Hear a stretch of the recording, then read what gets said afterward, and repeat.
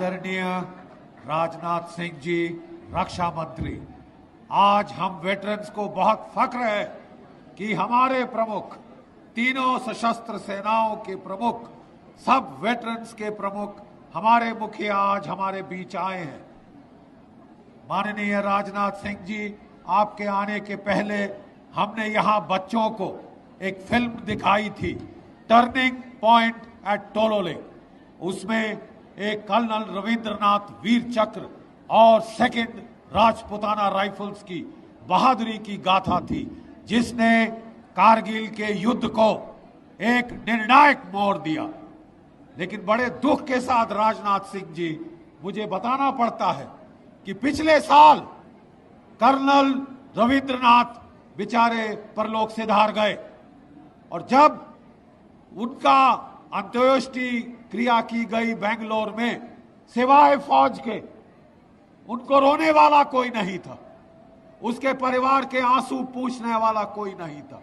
इसलिए ये जरूरी है कि हम इस तरह के विजय दिवस मनाते रहे, अपनी वीर नारियों को यहां लाए, ताकि हमारा देश उनके चेहरे देखे, उनके बच्चों के चेहरे देखे और हमारे वीरों को याद करे। याद करने में किसी का कुछ जाता नहीं, सम्मान देने में किसी का कुछ जाता नहीं, लेकिन जो देश अपने वीरों को सम्मान नहीं दे सकता, वो ज्यादा देर देश नहीं रहता। मुझे बड़ी खुशी है कि एक बड़े बदलाव की लहर इस देश में आ रही है। देश भक्ति की लहर यहां से ऊंची उठ रही है और इसमें वेटरन्स का बहुत भारी योगदान है। जेएनयू के वाइस चांसलर साहब यहां बैठे हैं, जेएनयू के वाइस चांसलर यहां बैठे हैं। इन्होंने जो वामपंथियों के खिलाफ जो मुहिम छेड़ी है, जो देश के विरोधी हैं, उनके खिलाफ जेएनयू जैसे संस्थान को बचाने की मुहिम, ताकि देशभक्ति का प्रभाव वहां फिर से हो। जब वहां कृष्ण कन्हैया एक नए अवतार में आ गए थे, तो उस वक्त इन्होंने हमें इजाजत दी।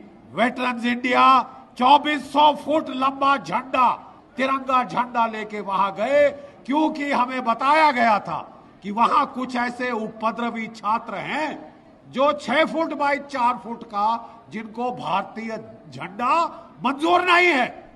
तो वहां 2400 फुट का झंडा हमारे जेएनयू के चांसलर साहब की इजाजत से हम ले गए। माननीय रक्षा मंत्री जी, मैं आपसे निवेदन करता हूं कि हमारी national defence academy, army cadet college, हमारा जो सिग्नल्स का स्कूल है, मिलिट्री कॉलेज ऑफ टेलीकम्युनिकेशन, हमारा सीएमबी, ये सब का एफिलिएशन जेएनयू के साथ है। जब ये बात करी वेटरन्स ने कि जेएनयू में एक टैंक होना चाहिए, वामपंथियों ने हमारी खिल्ली उड़ाई। इन वामपंथियों को भारत की जनता ने बता दिया है कि उनकी औकात क्या है, उनकी ये जो देश विरोधी टुकड़े टुकड़े गैंग की औकात क्या है। माननीय रक्षा मंत्री जी, मेरा एक वेटरन की हैसियत से आपसे निवेदन है कि वहां पे एक टैंक, एक जेट फाइटर और एक तोपखाने की गन वहां पे लगाइए, ताकि देश को पता चले कि 80,000 जेएनयू के छात्र सैनिक हैं। और ये कोई शर्म की बात नहीं, फख्र की बात है। हमारी नेशनल डिफेंस एकेडमी में एक हट ऑफ रिमेम्बरेंस है, जिसमें जो भी हमारे अफसर शहीद हुए लड़ाई में, सारी लड़ाइयों में, उनके नाम स्वर्ण अक्षरों में लिखे गए। एक छोटी सी ऐसी हट हम चाहते हैं कि जेएनयू में भी बने, जेएनयू में बने। हर एक यूनिवर्सिटी में जिसके छात्र शहीद हुए हैं वो बने, क्योंकि अगर हम अपने शहीदों को याद नहीं रखेंगे, हम देश नहीं रहेंगे। ये देश में हवा बदल चुकी है, अब देशभक्ति की लहर फिर से उठ रही है। और माननीय रक्षा मंत्री जी, हम आपको बताना चाहते हैं, हम रिटायर्ड हैं, वी आर नॉट टायर्ड, हम थके नहीं हैं। आप आदेश दीजिए, जिस भी युद्ध में हमारी जरूरत है हम जाएंगे, हम फिर लड़ने को तैयार हैं, फिर लड़ने को आते रहें। और हमें बड़ी उम्मीद बनी है जब से आप रक्षा मंत्री बने हैं कि अब हमारे देश के दुश्मनों का सफाया होगा। Prime minister of England, secretary of state India Pethick Lawrence, तमाम गवर्नर्स, डायरेक्टर आईबी की चिट्ठियां हमने यहां डाली हैं। जो पढ़ना चाहता है पढ़ ले और फिर फैसला करे कि हमें आजादी किसने दिलाई। 70 साल तुमने झूठ बोल लिया है, लेकिन तुम्हारा पर्दाफाश हो चुका है। सत्य में एक बहुत इनकन्वीनियंट आदत है, वो निकलता है 70 साल बाद, 100 साल बाद आप उसे दबा नहीं सकते। देखिए, सैनिक को लाल किले में बुलाया, मंच पे बिठाया और राष्ट्र ध्वज को फहराया। इससे जो नेताजी की जो ख्वाहिश थी कि हम दिल्ली दिल्ली जाएंगे, लाल किले पे अपना तिरंगा झंडा फहराएंगे, वो आज पूरी हो चुकी है, वो आज पूर्ण हुई है। 75 साल बाद नेताजी वहां पहुंच गए हैं। देवी और सज्जनों में ज्यादा समय नहीं लूंगा, मैं सिर्फ कहना चाहता हूं कि हमें कहा जाता है, दे दी हमें आजादी बिना खड़ग बिना ढाल, साबरमती के संत तूने कर दिया कमाल। माफ कीजिए, इससे बड़ा झूठ मैंने नहीं सुना, इससे बड़ा झूठ हमने नहीं सुना। 60,000 की आजाद हिंद फौज थी, जिसमें से 26,000 शहीद हो गए। अभी भी बैठे हैं 110 साल के हमारे बूढ़े सिपाही, और देखिए उनके बच्चे पहलवान जो उनके साथ बैठे हैं। क्या बोलेंगे आप उनके मां बाप को जो हमारे उनके साथी शहीद हुए? उनका खून बेकार में बहा? उनका खून बहा तो आप आजाद हैं। आज नागालैंड से लोग आए हैं, इतनी दूर से, मणिपुर से लोग आए हैं, क्योंकि उन्होंने नेताजी को देखा है। नेताजी के ऊपर न्योछावर है। नागालैंड के लोग हमारे साथ हैं। देखिए जरा अपनी पोशाक में, परंपरागत पोशाक, प्लीज खड़े हो जाइए, प्लीज खड़े हो जाइए। अब मेरे नागा दोस्त देखिए ये क्यों आए हैं यहाँ पे, ये नेताजी की वजह से आए हैं। थैंक यू हमारे भाइयों बहनों नागालैंड के, क्योंकि नेताजी वहां पे रुआजो गांव में उन्होंने अपना हेडक्वार्टर बनाया था, और जो वैखो साहब के जो पिताश्री थे, फादर थे, वो उनके दुभाषी नियुक्त हुए थे, एडमिनिस्ट्रेटर नियुक्त हुए थे। उन्होंने आजाद हिंद फौज को इतना भरपूर सहायता दी थी लड़ने के लिए अंग्रेजों के खिलाफ। हमारी आजादी की लड़ाई हमारे नागा भाइयों ने शुरू करी थी। हमारी आजादी की लड़ाई हमारे नागा भाई और बहनों ने शुरू की थी। हमें बोला जाता है हमें अहिंसा से आजादी मिली। हमने रिसर्च करी है और हम चैलेंज करते हैं, ओपन चैलेंज। सारे ये जो लेफ्टिस्ट हिस्टोरियन, कोर्ट हिस्टोरियंस को आपने हमसे डिबेट करनी है, आपने सच जानना है। एक एक अंग्रेजों की चिट्ठी हम यहां ले आए हैं, एक एक चिट्ठी अंग्रेजों की जो साबित करती है।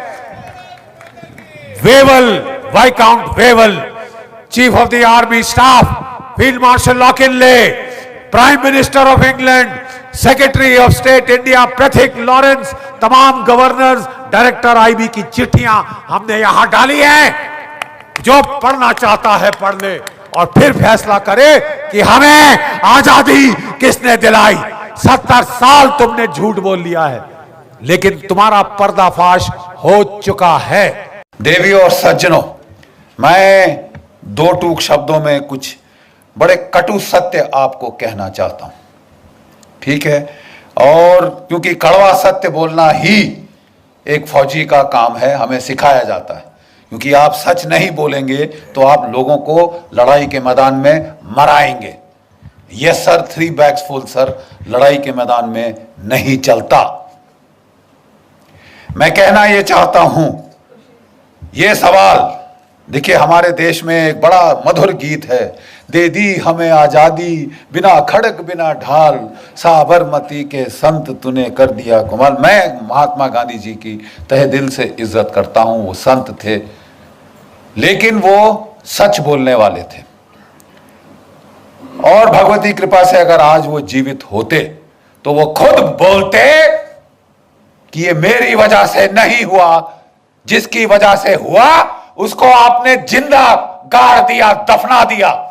आप समझ रहे हैं मैं क्या कह रहा हूं? आपने गाड़ दिया। You are guilty, I am guilty, all of us are guilty.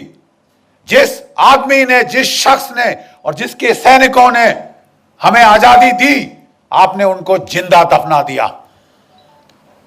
60,000 की इंडियन नेशनल आर्मी थी जो सुभाष चंद्र बोस ने रेस करी थी, खड़ी करी थी। 3 डिविजन्स थी इसके अंदर, और इनमें से 60,000 में से 26,000, जरा आंकड़ों पे ध्यान दीजिए, 60,000 में से 26,000 शहादत और कुर्बानी उनको मिली, प्राप्त हुई। वो लड़ते लड़ते मरे ताकि आप और मैं आजाद हो। 26,000 की कुर्बानी, और आप कह रहे हैं दे दी हमें आजादी बिना खड़क बिना ढाल। तुम्हारा मैं मुंह तोड़ दूं, तुम मेरे पास आके गाओ।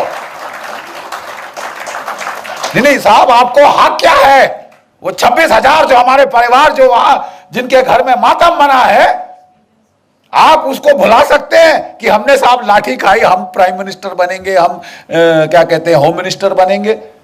अरे लाठी तो मेरी भैंस भी खाती है साहब, मेरे गांव में वहां लाठियां पड़ती हैं।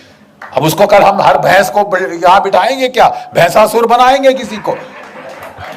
देखिए साहब, ये दुख की बात ये है। बोले साहब, बख्शी साहब, गड़े मुर्दे क्यों उखाड़ रहे हो? आज की बात करो ना। Where you are going depends a lot on where you came from. आप कहां जा रहे हैं, हम कहां जा रहे हैं, बहुत हद तक मुनस्सर है हम कहां से आ रहे हैं साहब। किस मोड़ से हमने ये गांव का राह पकड़ी, ठीक है। और इसके लिए अपने अतीत को याद करना जरूरी है, क्योंकि हमारे अतीत में छुपा हुआ एक बहुत बड़ा धोखा है, एक बहुत बड़ा धोखा है। पहले हमें कहा जाता था साहब, आप कहते हैं कि बोस ने आजादी दिलवाई, क्या प्रूफ है आपके पास? तो वो रंजन बोरा की जो हिस्टोरिकल जर्नल ऑफ इंडिया के अंदर एक आर्टिकल है जिसमें इसको साइट किया गया है। मजूमदार की एक किताब है जिसमें इंटरव्यू साइट किया है कि साहब ये Clement Attlee, lord Clement Attlee, prime minister of England 1945, अगस्त 1945, 1950, जिसके समय ये ट्रांसफर ऑफ पावर हुआ। मैं आजादी नहीं बोल रहा, हैव यू गॉट मी? मैं आजादी नहीं कह रहा साहब। जिसके सामने ये, जिसके समय में, जिसके कार्यकाल में ये ट्रांसफर ऑफ पावर हुआ, उसने खुद बात करी जस्टिस पीबी चक्रवर्ती से, ठीक है। और उसने कहा, जो सुब्रमण्यम स्वामी जी ने आपको अभी सुनाया, कि साहब आपने भारत क्यों छोड़ा? 1942 की क्विट इंडिया मूवमेंट, अंग्रेजों भारत छोड़ो आंदोलन तो फेल हो चुका था। 45 में आप विश्व युद्ध जीत चुके थे, आप तो 30 मार कहां थे उस वक्त? आप साहब इतनी जल्दी उड़नछू क्यों है? उसने बोला 3 शब्द, Indian national army, Subhash Chandra Bose, 3 शब्द। लेकिन वो भी देखिए साहब, शातिर, लीगल दिमाग, उन्होंने वहां नहीं छोड़ी बात। नहीं तो फिर साहब मुझे ये बताइए कि महात्मा गांधी की freedom, non violent freedom struggle का आपके जाने पे क्या इंपैक्ट था? वो कहते हैं, and I quote, Attlee's face twisted into a sarcastic smile as he spat out the words MINIMAL, minimal। ये कौन कह रहा है साहब? जिसने ये फैसला लिया, जिसने ये हस्ताक्षर किए। उससे बड़ा कोई चश्मदीन गवाह आप ढूंढ सकते हैं तो बता दीजिए। लेकिन हमें बोला गया साहब नहीं, बख्शी साहब, if you are a historical scholar, how can you, ये तो टर्शियरी एविडेंस है। किसी ने किसी को कहते सुना, उसने रिकॉर्ड किया, उसने आर्टिकल